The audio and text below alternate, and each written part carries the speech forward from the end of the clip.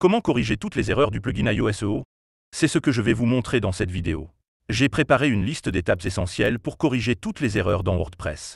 Je vais vous montrer plusieurs façons de résoudre le problème auquel vous êtes confronté, sans perdre votre temps à chercher sur Internet. Tout ce dont vous avez besoin, je vous le livre ici et maintenant, facilement. Et surtout, vous n'avez besoin d'aucune expérience pour cela. Voici une étape très importante que vous ne pouvez pas négliger. Utilisez un bon hébergement de site web. 90% des problèmes que nous rencontrons sur les sites WordPress sont toujours liés à l'hébergeur. Dans certains cas, la version PHP est obsolète. Dans d'autres cas, PHP n'a pas d'extension autorisée ou des fonctionnalités sont manquantes. Par conséquent, nous recommandons les serveurs Hostinger afin que vous puissiez utiliser PHP dans votre hébergeur. Quel que soit le pays dans lequel vous vous trouvez, ils disposent d'un support multilingue et servent le monde entier. Ils ont un plan spécifique pour WordPress avec gestion et c'est l'un des meilleurs plans pour WordPress. Nous avons testé plusieurs sites dans le cadre de ces plans. À partir du plan initial, vous pouvez héberger jusqu'à 100 sites web et ils sont compatibles avec absolument tout le monde. Sur tous les plugins que nous avons testés à ce jour, nous n'avons trouvé aucun plugin qui ne fonctionne pas dans l'environnement Hostinger. Il dispose également d'un système dans le panneau pour vérifier les virus dans les installations WordPress, effectuer des mises à jour dans le panneau et vérifier la compatibilité des plugins, ce qui vous aidera à résoudre la plupart des problèmes. Il y a un lien dans la description et si vous achetez un forfait annuel ou plus, utilisez notre lien pour soutenir notre chaîne. Une chose très importante, comme rechanger à une politique de remboursement si vous n'aimez pas le produit, vous pouvez simplement faire ce qui suit. Acheter un hébergement chez Rechanger, installer un site WordPress, installer tous les thèmes et plugins que vous avez sur votre site web actuel. Vérifiez si cela fonctionnera. Si cela fonctionne, vous savez que le problème vient de l'hébergement de votre site web et qu'il est temps pour vous de migrer. Tout ce que vous avez à faire est d'apporter votre site web à Hostinger. Même, Hostinger effectue la migration gratuitement pour vous. Tout ce que vous avez à faire est de rejoindre l'un de leurs plans. Je recommande Cloud Startup pour les sites qui ont besoin de plus de performance et j'appelle l'équipe d'assistance qui vous aidera dans le processus de migration. Avant d'apporter des modifications, vous devez sauvegarder votre environnement. Il est très important d'avoir une sauvegarde de votre site web. Même en cas de problème, effectuez une sauvegarde du site web dans son état actuel. Vous pouvez demander à l'équipe d'assistance de votre société d'hébergement ou vous pouvez embaucher Hostinger, lien dans la description, et vous pouvez avoir leur sauvegarde automatique. La sauvegarde sur le panel Hostinger est très simple à faire. Je vais enseigner ici et presque toutes les sociétés d'hébergement sont identiques. Dans le panel de votre hébergeur, vous accédez au fichier et vous aurez l'option de sauvegarde. En arrivant ici à l'option de sauvegarde, je peux cliquer sur Créer une nouvelle sauvegarde. Je viens de sélectionner, il m'avertit qu'il va écraser la sauvegarde précédente, continuer et il commence à créer ma sauvegarde. Je dois attendre que cette sauvegarde soit terminée. Je peux donc commencer à apporter les modifications qui résoudront les problèmes liés au plugin et au thème de mon site web. OK, sauvegarde terminée. Vous pouvez maintenant accéder à votre site web et apporter les modifications nécessaires. Si vous rencontrez un problème, il est très simple de restaurer la sauvegarde. Vous pouvez venir ici pour restaurer le site web, sélectionnez la date de la sauvegarde que vous avez effectuée. Cliquez sur Restaurer et il effectue tout le processus. Ceci chez Hostinger. Si vous utilisez une autre société d'hébergement, contactez simplement le support technique, et il vous aidera à résoudre le problème et à effectuer une restauration si nécessaire. C'est la première étape pour résoudre les problèmes. En fait, si vous rencontrez un problème et n'avez aucune nouvelle information sur le site, vous pouvez essayer de restaurer les anciennes sauvegardes pour voir si cela résout le problème que vous rencontrez. Augmentez la mémoire PHP. C'est une étape qui résout la plupart des cas de problèmes avec les plugins, notamment les cas d'instabilité, lors des démarrages et arrêts du site. Allons-y. En arrivant sur le tableau de bord de votre société d'hébergement, vous pouvez cliquer ici sur Avancer, Configuration PHP, et vous arriverez sur cet écran. Vous allez dans les options PHP. Vous descendrez à l'option qui parle de mémoire PHP. Ici, je l'ai réglé sur 512 mégas. Je peux le changer en 1024. En gardant à l'esprit que mon plan a 3 gigaoctets, incroyable, 3 gigaoctets de RAM. Je peux passer par exemple à 1024, descendre ici, sauvegarder, et cette étape, au bout de quelques secondes, peut complètement changer les performances de votre site. Notamment en faisant plusieurs plugins qui ne fonctionnaient plus à cause de l'utilisation de PHP, sont disponibles sur votre site internet. Mémoire excessive ou pas excessive, juste l'utilisation nécessaire, remettez-les en état de marche.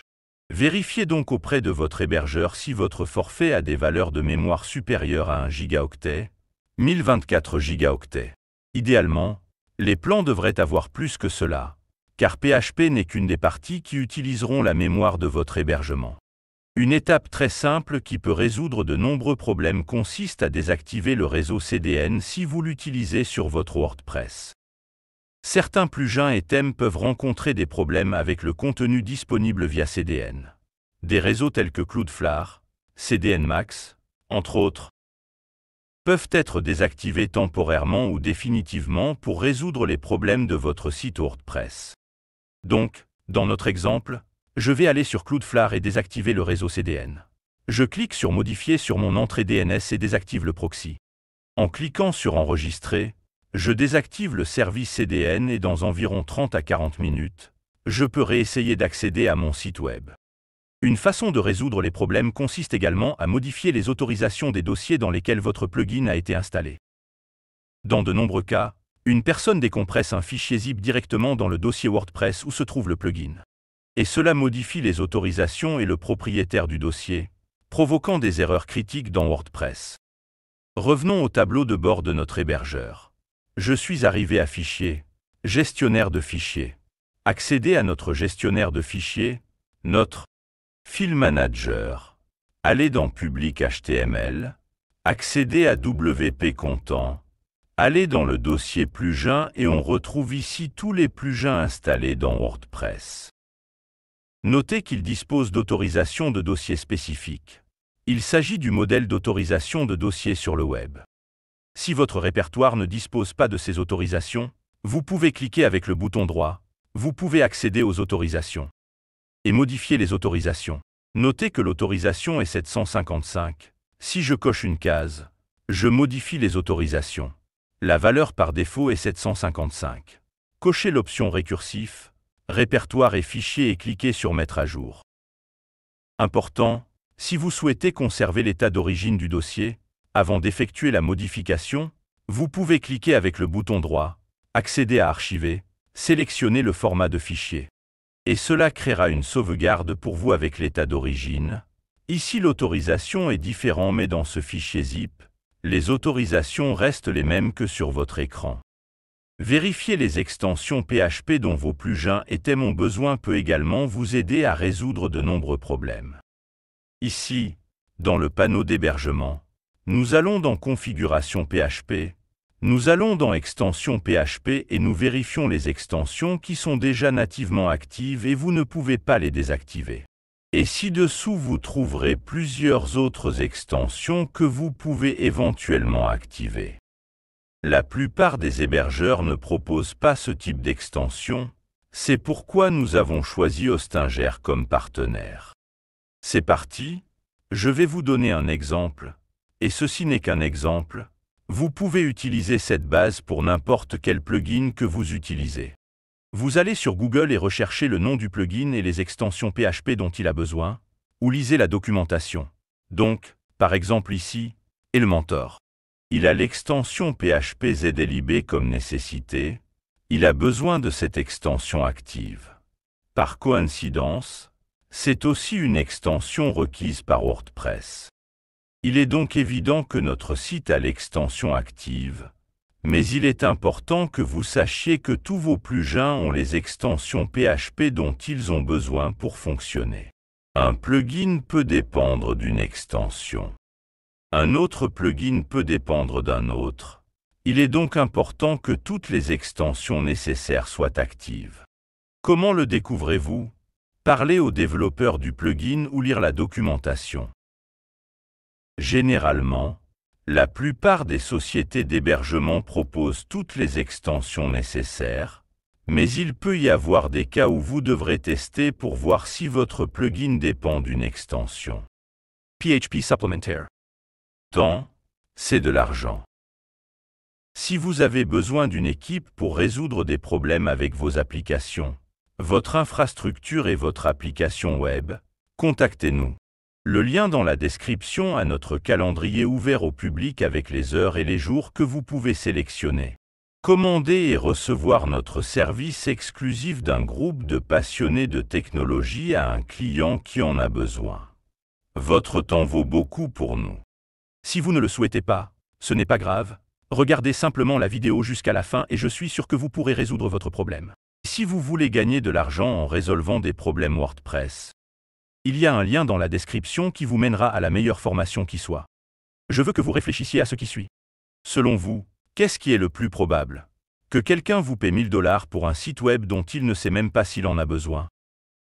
Ou que quelqu'un qui a déjà un site web fonctionnel et qui a un problème vous paie 1000 $ pour le résoudre? Résolvez les problèmes avec des outils déjà existants. C'est un marché immense et peu exploré. Vous avez la possibilité de travailler sur l'urgence, le besoin d'entreprises déjà actives. Cliquez sur le lien dans la description et je suis sûr que vous l'aimerez.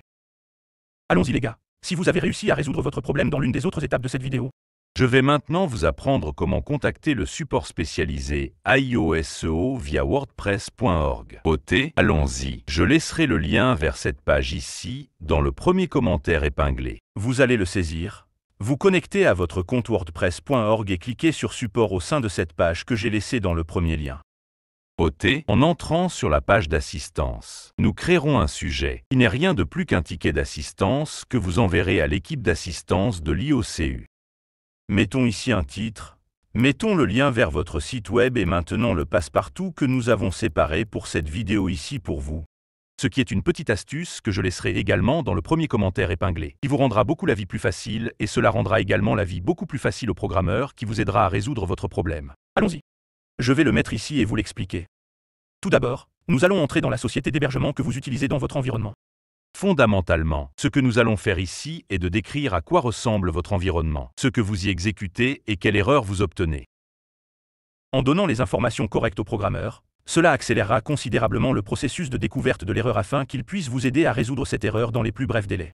La première chose que nous ajouterons est la société d'hébergement que vous utilisez. Ensuite, la version de votre PHP. Également la version de votre WordPress, la version du plugin que vous essayez d'exécuter, qui est à l'origine de l'erreur dans ce cas, IOSEO. N'oubliez pas que toutes les informations que je mets ici ne sont rien de plus qu'un exemple pour vous illustrer ce que vous devez faire. Mais vous n'avez pas besoin de suivre, et vous ne devriez pas non plus suivre ce que je mets ici. Ce ne sont qu'un exemple, d'accord? Mettez les éléments qui se trouvent dans votre environnement sur votre site web. Allons-y, allons-y. Après avoir placé les versions, nous placerons ici tous les plugins installés et actifs sur votre site web. Parce que cela pourrait provoquer un certain type d'interférence et provoquer l'erreur que vous recevez, d'accord? Si vous disposez d'un type de plugin de mise en cache, n'oubliez pas de le mentionner séparément et d'indiquer clairement s'il est actif ou non au moment où vous recevez cette erreur. Dans les étapes précédentes, je vous ai appris comment activer WP-Debug.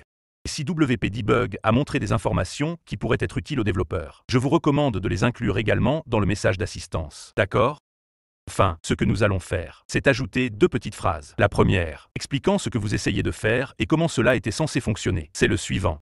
Le message qui explique ce que vous essayez de faire. Quelle est l'erreur et comment cette erreur vous apparaît? D'accord? Et c'est tout. Vous n'avez pas besoin d'écrire autre chose dans cette partie du corps du message. Maintenant, nous allons mettre quelques balises juste pour leur donner quelques conseils, afin qu'ils puissent comprendre quelle erreur se produit. Quelle est la signification de ce sujet que vous leur envoyez? D'accord?